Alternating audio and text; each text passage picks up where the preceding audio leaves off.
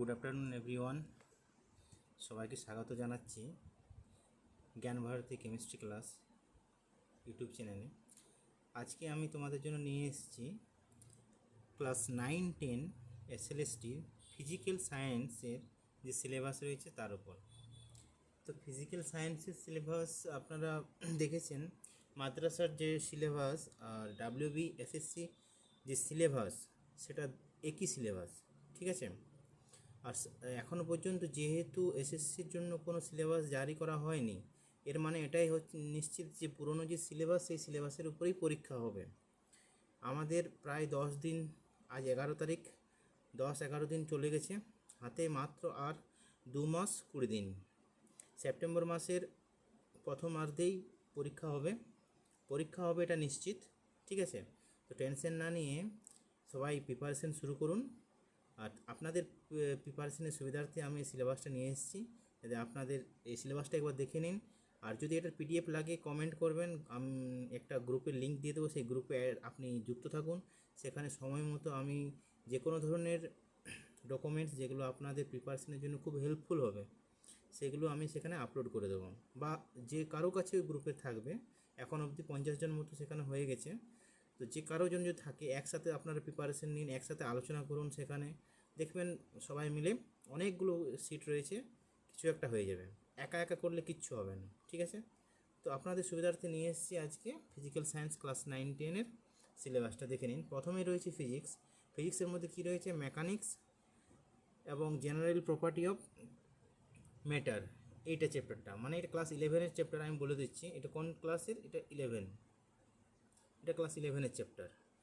এরপরে দেখুন এখানে কী আছে, কী আছে, নিউটনস ল রয়েছে, ভ্যাক্টর রয়েছে, ওয়ার্ক রয়েছে, তাদের ইউনিট রয়েছে, পাওয়ার রয়েছে, নিউটনস ইউনিভার্সাল গ্র্যাভিটেশনাল ল রয়েছে, সেখানে আর্কিমিডিসের প্রিন্সিপাল রয়েছে, ভিসকোসিটি রয়েছে, সারফেস টেনশন রয়েছে এই পোর্শনের মধ্যে, ঠিক আছে।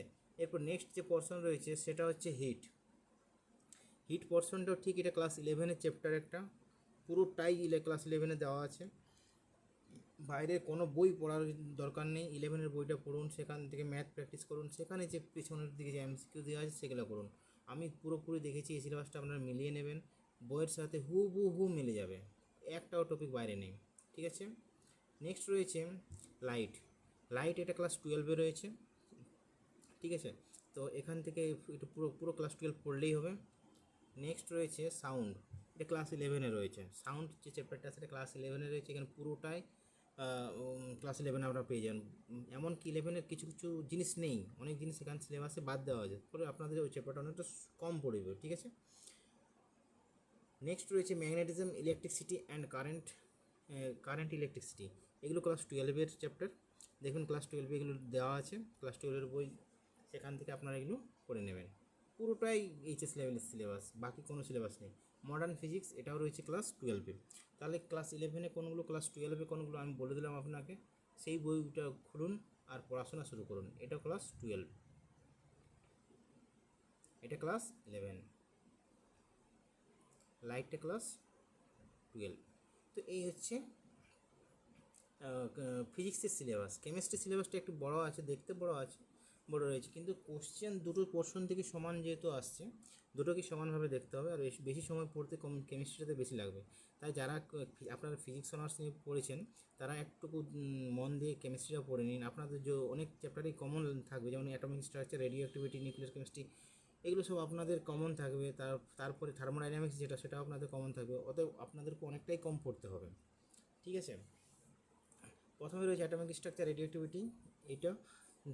নেক্সট রয়েছে সেকেন্ড ইউনিটে gaseous state, ideal and non ideal solution, phase equilibria and colloid, এইগুলো, ঠিক আছে। নেক্সট রয়েছে চ্যাপ্টারটা, আপনারা স্ক্রিনশট করে নিতে পারেন, chemical thermodynamics, chemical kinetics and their application, acid base and redox equilibria, এই জিনিসটা। ক্লাস 12-এর বই, 11-12-এর বইটা পড়লেই হবে। সবচেয়ে ইম্পর্টেন্ট যেটা চ্যাপ্টার রয়েছে কেমিস্ট্রির মধ্যে সেটা হচ্ছে কেমিক্যাল বন্ডিং অ্যান্ড স্ট্রাকচার। এখান থেকে আগেরবারে মোট 6টি কোশ্চেন এসেছিলো। তো এই চ্যাপ্টারটা খুবই ইম্পর্টেন্ট চ্যাপ্টার, এই চ্যাপ্টারটাকে একটু ভালো করে পড়ে নিয়ে যাবেন। এখানেও অনেকগুলো রয়েছে, কেমিক্যাল বন্ডস, আয়নিক বন্ড, পোলার বন্ড, নন পোলার বন্ড, এগুলো সব, ঠিক আছে। বিশেষ করে স্ট্রাকচার নির্ণয়টা একটু দেখে যাবেন, আইইউপিএসি নমেনক্লেচারগুলো দেখে যাবেন।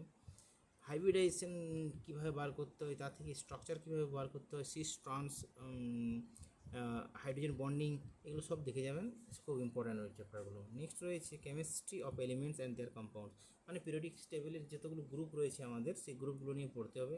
প্রথমে নোবেল গ্যাসেস যে গ্রুপ রয়েছে সেখানে তার বরন ফ্যামিলি, তার carbon family, nitrogen family, oxygen family, অল্প অল্প করে জাস্ট পড়লেই হবে, বেশি পড়ার কোনো দরকার নেই। আর যেহেতু এই চ্যাপ্টারটা একটু ফ্যাকচুয়াল চ্যাপ্টার, মনে রাখতে বেশি হয়, এই চ্যাপ্টারটার উপর অতটা গুরুত্ব দেওয়ারও দরকার নেই, জাস্ট যতটা মনে থাকবে আমার ততটাই পড়বো, এখান থেকে সেরকম কোশ্চেন আসে না। নেক্সট রয়েছে chemistry of elements and there compounds, metal, বিভিন্ন ধরনের মেটাল রয়েছে এখানে, ডি ব্লক এলিমেন্টসগুলো রয়েছে, রেডক্স রিয়েকশন রয়েছে, একটু পড়তে হবে এই চ্যাপ্টারটা, ঠিক আছে। নেক্সট রয়েছে 7 নম্বর ইউনিট, যেটা কেমিস্ট্রি অফ কার্বন কম্পাউন্ড, যেটাকে আমরা অর্গানিক কেমিস্ট্রি হিসেবেও জানি। এটা অনেক ইম্পর্ট্যান্ট, এখান থেকে প্রচুর কোশ্চেন আসছে অর্গানিক কেমিস্ট্রি থেকে, এখান থেকে একটু দেখবেন ঠিকভাবে, ঠিক আছে। আপনারা স্ক্রিনশট করে নিন, সবগুলো তো পড়লে অনেক সময় নষ্ট হবে, আমি চাইছি আপনারা নিজেরা পড়ে নিন, আপনারা সবই জানেন, কেবল একটু রিভাইজ দিতে হবে। নেক্সট ইউনিট 8-এ রয়েছে দেখুন কেমিস্ট্রি অফ কার্বন কম্পাউন্ডস, এটা অর্গানিক কেমিস্ট্রির একটা পার্ট, এখানে বিভিন্ন ধরনের রিয়েজেন্টগুলো রয়েছে, ঠিক আছে, স্ক্রিনশট করে নিন আপনারা। কেমিস্ট্রি অফ কার্বন কম্পাউন্ডস, এটা 3 নম্বর, সবই অর্গানিক কেমিস্ট্রির মধ্যে আসে। নেক্সট ইউনিট 10-এ রয়েছে অ্যাপ্লিকেশন ওরিয়েন্টেড কেমিস্ট্রি, কিছু অ্যাপ্লিকেবল যে অ্যানালিটিক্যাল কেমিস্ট্রিগুলো রয়েছে সেগুলো রয়েছে, বা কেমিস্ট্রির ইন্ডাস্ট্রিয়াল যে ইউজ সেগুলো রয়েছে, যেসে পলিমার, প্লাস্টিক এসব জিনিসগুলো একটু ভালোভাবে পড়তে হবে। দেখে নিন আপনারা, স্ক্রিনশট করে নিন। এনভায়রনমেন্টাল কেমিস্ট্রি লাস্ট এই পোর্শন অবধি কোশ্চেন এসে থাকে। তাহলে এই ছিল ফিজিক্যাল সায়েন্সের ক্লাস 9 এবং 10-এর সিলেবাস। আপনারা একটু ভালোভাবে পড়াশোনা করুন, সিলেবাস ধরে ধরে পড়ুন, বাইরের থেকে কোশ্চেন একটাও আসবে না, বাইরের উল্টো পাল্টো কিচ্ছু পড়ার দরকার নেই। ক্লাস 11-12-এর বইটা ভালোভাবে পড়ুন, দেখবেন সব কমন কোশ্চেন আপনার কাছে, একটাও বাইরের কোশ্চেন আসবে না। যদিও আসে বাইরের কোশ্চেন, সেটা আপনি কেন, কেউ পারবেন না সেটা নিয়ে টেনশন নেবেন না, কেননা আপনাদের কাছে সময় কম, সবাই সমান এখানে, কেউ প্রিপারেশন অত ভালো করতে পারবে না সময়ের অভাবে। বিন্দাস পড়ুন, ভালো থাকুন, সুস্থ থাকুন, আর প্রিপারেশন নিয়ে যান। ধন্যবাদ।